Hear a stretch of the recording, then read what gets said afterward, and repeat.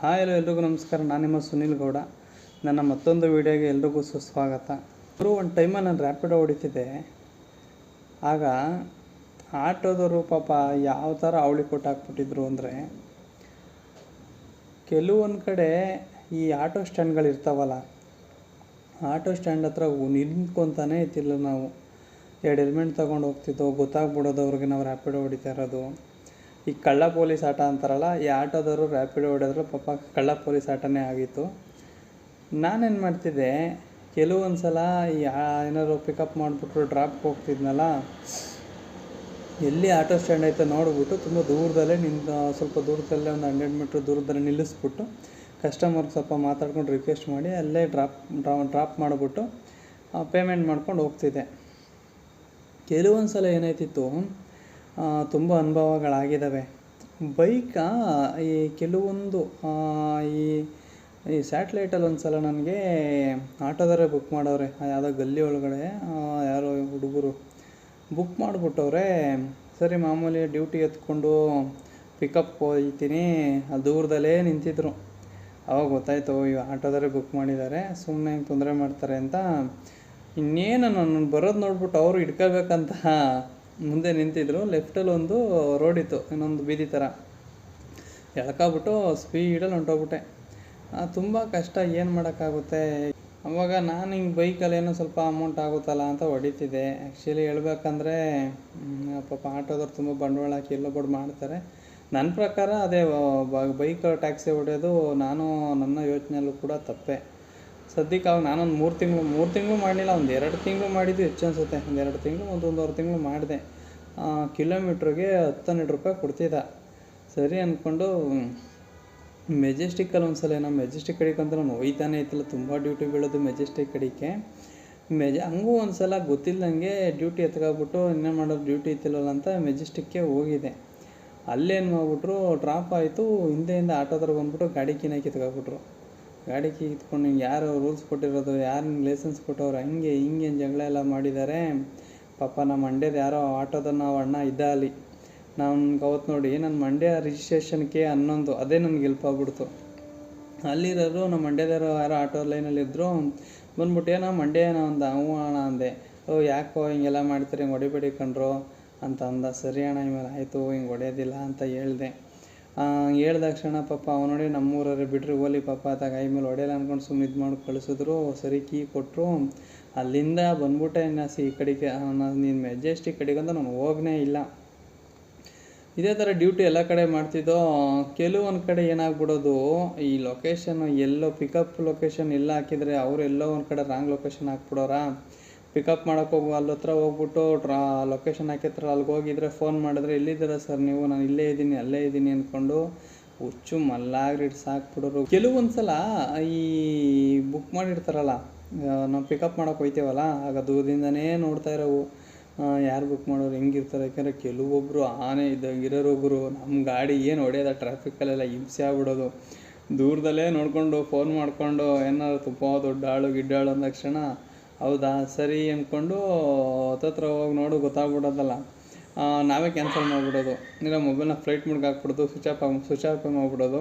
ಆಗ ಅವರೇ ಕ್ಯಾನ್ಸಲ್ ಮಾಡಿ ಬೇರೆದೆಲ್ಲ ಬುಕ್ ಮಾಡ್ಕೊತಾರೆ, ಬೇರೆ ಗಾಡಿಗಳನ್ನ ಬುಕ್ ಮಾಡ್ಕೊಳ್ಳೋರು. ಹಿಂಗೆ ಒಂದು ಸಲ ಏನಾಗ್ಬಿಟ್ಟೈತೆ, ಲಾಂಗ್ ಡ್ಯೂಟಿ ಎತ್ಕೊಬಿಡೋಣ ಅಂತ ಎತ್ಕೊಂಡೆ. ನಾನು ಇರೋದು ಕೆಂಗೇರಿ ಹತ್ರ, ಎತ್ಕೊಂಡಿರೋದು ಎಲ್ಲಿ ಇದೈತಲ್ಲ ದೇವನಹಳ್ಳಿ ಸೈಡು, ಆ ಕಡೆ ಯಾವುದೋ ಆ ಕಡೆ ಮೂಲೆಗೆ ಬಿದ್ದುಬಿಟ್ಟೈತೆ, ಒಂದು ಹಳ್ಳಿಗೆ ಆ ಕಡೆ ಮೂಲೆಗೆ.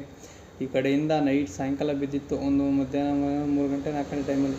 ಈ ಮೂಲೆಯಿಂದ ಆ ಮೂಲೆಗೆ ಹೋಗಿ ಡ್ರಾಪ್ ಮಾಡಿ, ಆ ಮೂಲೆಯಿಂದ ಈ ಮೂಲೆಗೆ ಯಾವ ಡ್ಯೂಟಿ ಇಲ್ದಂಗೆ ಅವತ್ತು ಹೋಗಿರೋ ದಾರಿಗೆ ಸುಂಕ ಇಲ್ಲ ಅಂತ ಇತ್ತಿಂದ ಏನು ಡ್ಯೂಟಿ ಮಾಡ್ಕೊಂಡು ಹೋಗಿದ್ದು ಅದೇ ದುಡ್ಡಲ್ಲಿ ಪೂರ್ತಿ ಪೆಟ್ರೋಲ್ ಹಾಕ್ಸ್ಕೊಂಡು ಬಂದೆ. ಕೆಲವೊಂದು ಸಲ ಏನು ಮಾಡ್ಬಿಡೋರು ಅಂದರೆ, ಈಗ ಯಾರು ಗಾರೆ ಕೆಲಸದವರೆಲ್ಲ ಇರ್ತಾರಲ್ಲ, ಅವರೆಲ್ಲ ಆಳುಗಳು ಆ ಕಡೆಯಿಂದ ಈ ಕಡೆ ಬಿಲ್ಡಿಂಗೆಲ್ಲ ಹೋಗೋದು ಮಾಡ್ತಿದ್ರಲ್ಲ, ಏನು ಮಾಡ್ಬಿಡೋರು ಗೊತ್ತಾಗೋರು, ಒಬ್ಬರು ಮಾಮೂಲಿ ಬುಕ್ ಮಾಡೋರು. ಬುಕ್ ಮಾಡಿಬಿಟ್ಟು ಭಯ್ಯ ಇದ್ದಾರೆ ಭಯ್ಯ ಹತ್ರ ಅಂದ್ಕೊಂಡು ಇಬ್ಬಿಟ್ಟು ಬಂದುಬಿಡೋರು. ಅಪ್ಪ ದಯವಿಟ್ಟು ಬೇಕಾದ್ರೆ ಕ್ಯಾನ್ಸಲ್ ಮಾಡಿ, ಹಿಂಗೆ ಆಗಲ್ಲ ಹಂಗೆ ಹಿಂಗಿದ್ರೆ ಇಲ್ಲ ಹಂಗೆ ಹಿಂಗೆ ಅಂತ ಏನು ಅವಾಜೆ ಹಾಕೋರು. ಹಂಗೆ ತುಂಬ ಸಲ ಆಗ್ಬಿಟ್ಟೈತೆ. ಆಮೇಲೆ ಒಂದೊಂದು ಸಲ ಈಗ ಪಿಕಪ್ ಮಾಡ್ಕೊಂಡು ಹೋಗಿರ್ತೀವಿ, ಪಿಕಪ್ ಮಾಡ್ಕೊಂಡು ಕೆಲವೊಬ್ರು ಏನು ರೌಡಿ ಆಡ್ದಂಗೆ ಆಡ್ತಿದ್ರು ಹಿಂದೆಗಡೆ ಕುಂತ್ಕೊಂಡು. ನಾವು ಬೇರೆ ಅವ್ರ ಏರಿಯಾಗಳೆಲ್ಲ ಹೋಗ್ತಿರಲ್ಲ, ಸ್ವಲ್ಪ ಸೈಲೆಂಟಾಗಿರೋವು. ಹೆಂಗಿಷ್ಟು ಹೊಟ್ಟೆ ಉರ್ಸೋರು ಗೊತ್ತಾಗೋರು. ಹೋಗೋದು ಒಂದು ಅವ್ರು ಪಿಕಪ್ ಮಾಡ್ಕೊಂಡು ಡ್ರಾಪ್ ಮಾಡೋದು ಒಂದು 5 ಕಿಲೋಮೀಟ್ರ್ ಇದ್ದರೆ ಒಂದು ಜಾಗದಲ್ಲಿ ಸಿಗರೇಟ್ ಹೊಡೆಯೋಕ್ಕೆ ನಿಲ್ಲಿಸ್ಬೇಕು. ಒಂದು ಸೈಡ್ಗೆ ಹಾಕಮ್ಮ ಹಂಗೆ ಏನಕ್ಕೋ ಸೈಡ್ಗೆ ಹಾಕ್ತಾರೆ ಅಂತ ನಾನು ಸೈಡ್ಗೆ ಹಾಕಿದ್ರೆ ಇರೋ ಒಂದು ನಿಮಿಷ ಸಿಗರೇಟ್ ಹೊಡೆದ್ಬಿಡ್ತೀನಿ. ಹಿಂಗೆ ಏನು ಅನ್ಸೋದಂದರೆ ತುಂಬ ಕೋಪ ಬರೋದು. ಓಲಿ ಬಿಡು ಆಯ್ತು ಒಂದು ನಿಮಿಷ ಅಂದ್ಕೊಂಡು ಅಲ್ಲಿಂದ ಇನ್ನೇನು ಡ್ರಾಪ್ ಇನ್ನೊಂದು ಕಿಲೋಮೀಟ್ರ್ ಐತೆ ಬಿಟ್ಬಿಡೋಣ ಅಂದರೆ ಅಷ್ಟರೊಳಗಡೆ ಒಂಚೂರು ಸೈಡ್ಗೆ ಹಾಕೋ ಹಂಗೆ ಯಾಕೆ ಸೈಡ್ಗೆ ಹಾಕೊಂಡ್ರು ಮತ್ತೆ ಸೈಡ್ಗೆ ಹಾಕಿದ್ರೆ ಅಲ್ಲೇ ಭಾರತ ಎಣ್ಣೆ ತೊಗೊಳಕ್ಕೆ ಹೊಂಟೋಗೋದು. ಒಳ್ಳೆ ರೋದನೆ ಬರ್ಸ ಹಾಕ್ಬಿಡೋರು ಗುರು. ಸರಿ ಅಂದ್ಕೊಂಡು ಇನ್ನೇನು ಮಾಡ್ತೀಯ ಮನಸ್ಸಲ್ಲೇ ಬೈಕೊಂಡು ತಿರ್ಗಾ ತಗೊಂಡೋಗೋರನ್ನ ಬಿಟ್ಬಿಟ್ಟು ಈ ಆಟೋದವರೇನೆ ಅಂದರೆ ಅವನು ಒಬ್ಬರು ಬುಕ್ ಮಾಡಿದ್ದಾರೆ. ಅವ್ರೇನು ಮಾಡಿದ್ದಾರೆ, ಬುಕ್ ಮಾಡಿ ಅವನು ಆಟೋಗಳನ್ನ ಓಡಿಸ್ತಾನೆ. ಸರಿ ಬೆಳಗಿಂದ ಸಾಯಂಕಾಲವರೆಗೂ ಆಟೋ ಕಲೆಕ್ಷನ್ ಓಡಿಸ್ತಾನೆ. ಮತ್ತು ಅವ್ರ ಹತ್ರನೇ ಗಾಡಿ ಬಿಟ್ಬಿಟ್ಟು ಅಲ್ಲಿಂದ ರೂಮ್ಗೆ ಹೋಗಬೇಕು. ಗಾಡಿ ಬಿಟ್ಬಿಟ್ಟು ರೂಮ್ಗೆ ಹತ್ರ ಹೋಗೋಕ್ಕೆ ಮಾಮೂಲಿ ರ್ಯಾಪಿಡೋ ಬುಕ್ ಮಾಡೋನೆ. ಸರಿ ನಾನು ಹೋದೆ, ಪಿಕ್ ಮಾಡಿಕೊಂಡು ಡ್ರಾಪ್ ಹತ್ರ ಹೋದಾದ್ಮೇಲೆ ಬಿಟ್ಟಾದ್ಮೇಲೆ ಬಾಯಿಗೆ ಬಂದಂಗೆ ಬೈತಾನೆ ಗುರು. ಒಳ್ಳೆ ನಿನ್ನಿಂದಾನೆ ನನಗೆ ಇವತ್ತು ವ್ಯಾಪಾರ ಇಲ್ಲ, ಬಿಸ್ನೆಸ್ ಇಲ್ಲ, ಯಾಕೆ ಹಿಂಗೆ ಬೈತಾವನೆ. ಆಮೇಲೆ ಹೇಳ್ದೆ ನಾನು ಕಲೆಕ್ಷನ್ ಆಟೋ ಓಡಿಸಿ ನನಗೆ ಇವತ್ತು ₹1 ಡ್ಯೂಟಿ ಆಗಿದೆ ನಿಮ್ಮಿಂದಾನೆ, ಹಿಂಗೆ ಅಂದ. ಸರಿ ನಮ್ಮಿಂದ ಅಂದ್ಕೊಂಡು ನಮ್ಮನ್ನೇ ಬುಕ್ ಮಾಡ್ಕೊಂಡು ಬಂದು ಮಾಡೋನಲ್ಲಪ್ಪ ಇವನು. ಇನ್ನೇನು ಮಾತಾಡಿದ್ರೆ ಏನೂ ಮಾತಾಡೋಂಗಿಲ್ಲ, ಮಾತಾಡಿದ್ರೆ ಗೊತ್ತಲ್ಲ ಫುಲ್ ಟ್ರಿಗರ್ ಆಗೋಯ್ತಾರೆ. ಆದರೆ ಕಿಲೋಮೀಟ್ರ್ ಕೊಳೆ ಕಾರ್ಗೆ ಎಲ್ಲೋ ಬಿಟ್ಟು ಕಾರ್ ಕೊಡೋಣ ಗುರು. ಕಿಲೋಮೀಟ್ರಿಗೆ ₹10, ಮಳೆ ಗಿಳೆ ಇದ್ದರೆ ಪೀಕಿಂಗ್ ಟೈಮಲ್ಲಿ ನೈಟ್ ಹೊತ್ತೆಲ್ಲ ₹12 ಹಿಂಗೆಲ್ಲ ಕೊಡ್ತಿದ್ದ. ಇನ್ನು ಕೆಲವೊಬ್ಬರು ಬೈಕ್ ಟ್ಯಾಕ್ಸಿನ ಆಟೋ ಟ್ಯಾಕ್ಸಿ ಥರನೇ ಮಾಡ್ಕೊಬಿಟ್ಟು ಬುಕ್ ಮಾಡಿಬಿಡೋರು.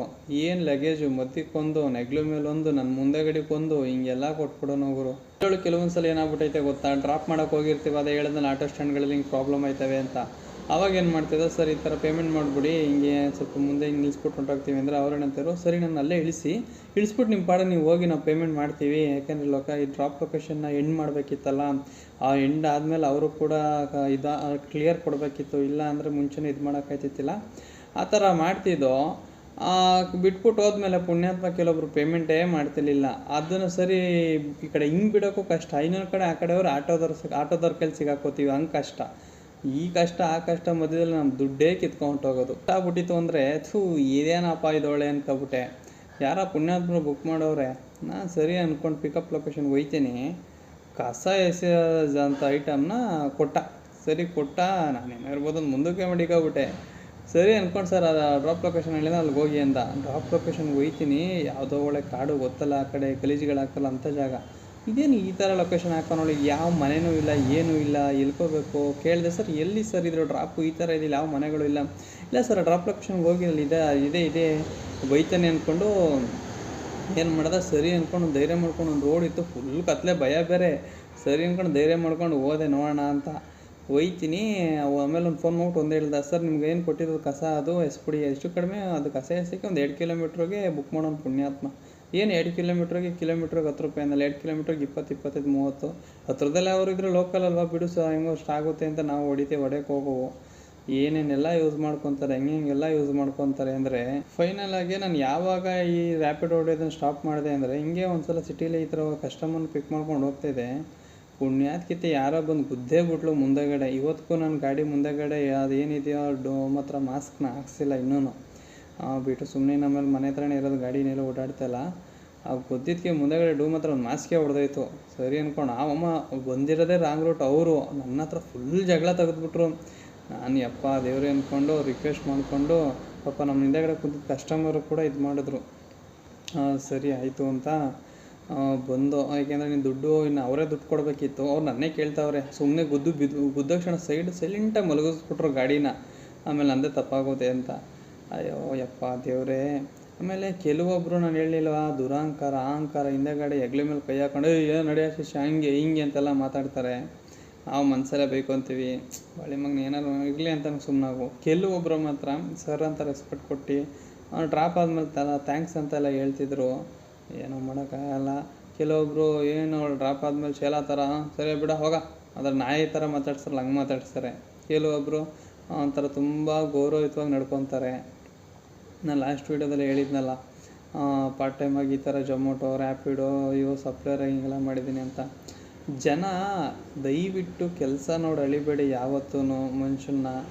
ಮನುಷ್ಯನ ವ್ಯಕ್ತಿತ್ವ ನೋಡಿ ಅಳೀರಿ. ನಿಮ್ಗೆ ಅವ್ರು ಮರ್ಯಾದೆ ಕೊಟ್ಟರೆ ನೀವು ಮರ್ಯಾದೆ ಕೊಡಿ, ಇಲ್ಲಾಂದರೆ ನೀವೇನು ಕೊಡಬೇಡಿ. ಅವ್ರು ಮರ್ಯಾದೆ ಕೊಟ್ಟು ನೀವು ಮರ್ಯಾದೆ ಕೊಡಿ ಅಂತ ನಾನು ಹೇಳ್ತಿಲ್ಲ.